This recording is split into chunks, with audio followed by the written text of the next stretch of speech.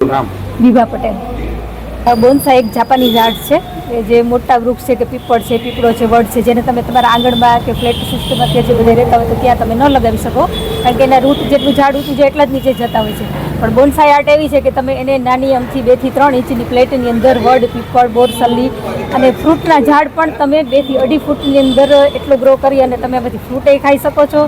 અને તમને જે મોટા ઝાડના જે બેનિફિટ હોય છે તમારી આજુબાજુ હોય તો એટલો જ બેનિફિટ તમારે આ બોન્સાઈથી મળી શકે. અને એનો એક અલગ આનંદ હોય છે અને 1 થી વધુ વૃક્ષની તમે એને જાણકારી મેળવી શકો. અને આ બોન્સાઈ એવી કળા છે કે જે વર્ષો સુધી જીવંત રહી શકે છે. એવું નથી કે આજ વાવી દીધું ને ભૂલી ગયા, પણ તમે એને વર્ષો સુધી જાળવી શકો છો, બસ થોડી કાળજીની જરૂર.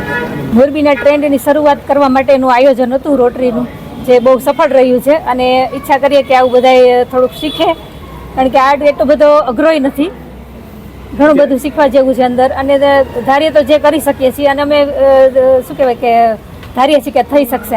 હા, વાવી નથી શકતા કારણ કે ફ્લોટ સિસ્ટમ થઈ ગઈ. મોટા ભાગના લોકો નાના મોટા જે ફળિયાવાળા ઘરો તો એમાંથી આજે ફ્લેટમાં રહેવા ગયા છે કે જ્યાં 2 થી 3 ફૂટની જગ્યા માંડ મળતી હોય. પણ ત્યાં જો કદાચ સૂર્યપ્રકાશની હાજરી હોય તો તમે આ બોન્સાઈ ત્યાં પણ ગેલેરીમાં પણ કરી શકો છો.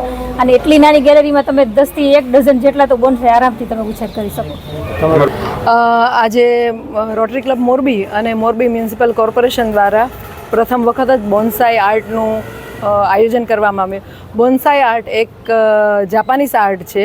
મોટા પ્લાન્ટને આપણે મોટા વૃક્ષને નાના વૃક્ષમાં 1-1.5 ફૂટ 2 ફૂટ સુધીમાં કન્વર્ટ કરી એમાં ફ્લાવરિંગ ને એમાં ફ્રૂટ લેવાની કળા એને બોન્સાઈ આર્ટ કહે છે. એમાં કટિંગ, પ્રુનિંગ અને એમાં ઓછી માટી, ખાલી ફાઈબર રૂટ ઉપર આખી આ કળા ડિપેન્ડ કરે છે. એ કળા શીખવવા રાજકોટથી સૌરાષ્ટ્ર બોન્સાઈ એસોસિએશનના 6-7 એક્સપર્ટ આવ્યા છે.